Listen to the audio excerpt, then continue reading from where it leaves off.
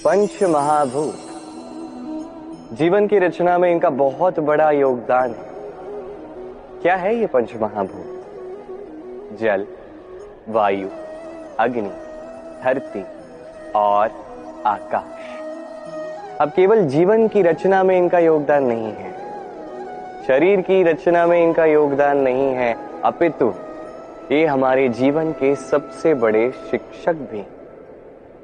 अब आप अचंभित हो जाएंगे कि कदाचित उस दृष्टिकोण से आपने कभी देखा ही नहीं। मैं आज आपको समझाऊंगा। इनमें से सबसे बड़ा तत्व जल, ये हमें क्या सिखाता है? जल, इसका नाम ही जल है, परंतु ये कभी हमें जलाती नहीं, ये कभी हमें जलन नहीं देती। ये क्या करती है? हमारी प्यास बुझाती, हमें शीतलता देती, जीवन देती। इससे हमें क्या सीख प्राप्त होती कि आपका उद्भव चाहे जहां से भी हो, आपका जन्म कहीं का भी हो, आपके कर्म ये श्रेष्ठ होने चाहिए।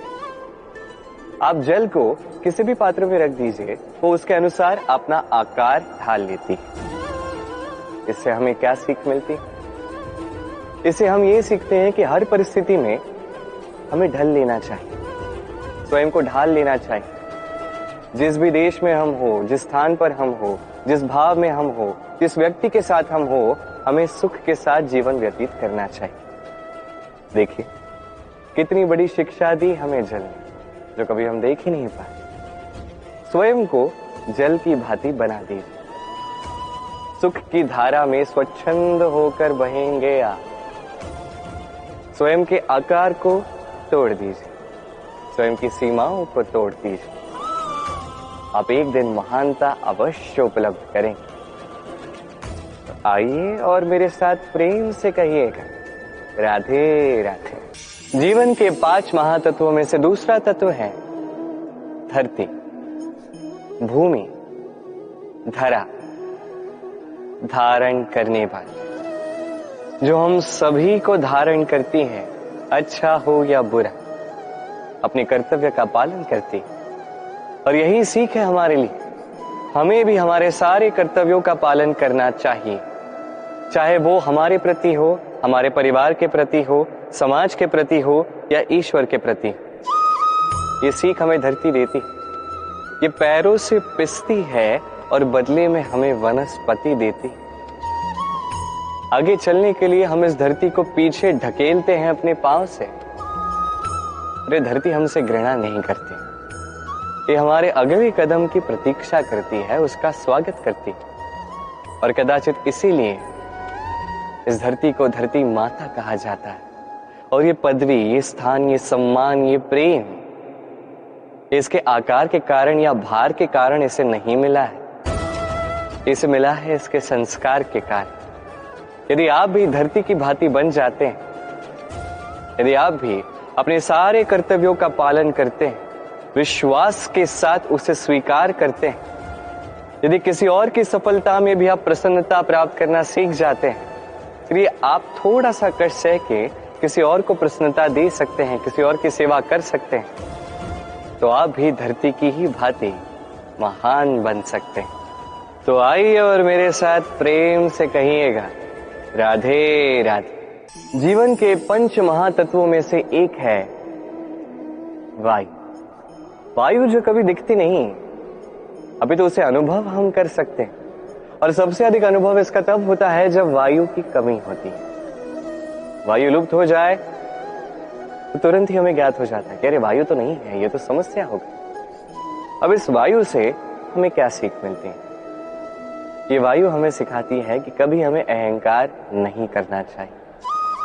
हम सभी कहीं ना कहीं चाहते हैं कि हमारी श्रेष्ठता, हमारी योग्यता, हमारी महत्वता ये संसार समझे, पर अपनी महत्वता सिद्ध करने के लिए बल दिखाने की आवश्यकता नहीं। क्योंकि जब कोई व्यक्ति, ये समाज, ये संसार आपको स्वयं से दूर करेगा, आपसे दूर चला जाएगा, तो आपकी महत्वता क्या है इसका आभास उन्हें अपने आप ही हो जाएगा। आपको कुछ करने की आवश्यकता नहीं, वायु की भांति बन जाइए, वायु जिसका कोई भार नहीं। परंतु जब समय आता है जब तूफान का ये रूप लेती है तो बड़े से बड़ा विध्वंस ये मचा देती, और तब इसकी शक्ति की कोई तुलना नहीं। वायु जो अपने संचालन से पृथ्वी को प्राण देती, अपने परिवहन से ये मेघ लाती, इस धरा की प्यास बुझाती। वायु की भांति आप बन जाएंगे तो हल्के हो जाएंगे, ऊपर उठेंगे इस संसारिकता से, भौतिकता से, मोह माया से, और तब आपको आभास होगा कि प्रेम क्या है। तब आप जानेंगे कि देना ही जीवन है। तो आइए और मेरे साथ प्रेम से कहिएगा, राधे राधे। जीवन के पंच महातत्वों में से एक तत्व है आकाश। आकाश जो निराकार है, जिसका कोई आकार ही नहीं। आकाश जो अनंत है, और सदैव हमें ये लगता है कि ये आकाश हमसे जुड़ा हुआ है। क्यों? अब ये आकाश हमारे लिए क्या कुछ नहीं करता। ये हमें उड़ने की स्वतंत्रता देता है। ये मेघों को धारण करता है ताकि हमारी प्यास बुझ सके। ये सूर्य को उसका स्थान देता है, चंद्रमा को उसका स्थान देता है, ताकि हमें प्रकाश भी मिले, अंधकार भी मिले, ताकि हमारे जीवन में सामंजस्य रह सके। अब आकाश से बहुत कुछ सीखने के लिए है। यदि हम भी आकाश की भांति बन जाते हैं, हमारे अपनों को वो स्वतंत्रता देते हैं जिससे वो उड़ सके, जिससे वो अपने सपनों को पूर्ण कर सके, जिससे वो इस जीवन को स्वयं अनुभव कर सके, स्वयं अपने पैरों पर खड़े हो सके, तो सोचिए हमारा अस्तित्व भी कितना विशाल हो जाएगा। यदि आप भी आकाश की भांति बन जाएंगे तो आप भी आकाश की ही भांति अनंत हो जाएंगे। तो आइए और मेरे साथ प्रेम से कहिएगा, राधे राधे। जीवन के 5 महातत्वों में से 5वां तत्व अग्नि। अग्नि जो जलाती है किंतु वही ताप भी देती है। निश्चित रूप से अग्नि हमें जला सकती है, किंतु क्या कभी आपने ये सोचा है कि अग्नि, उसे स्वयं कितना जलना पड़ता है, उसे स्वयं कितना ताप सहना पड़ता है।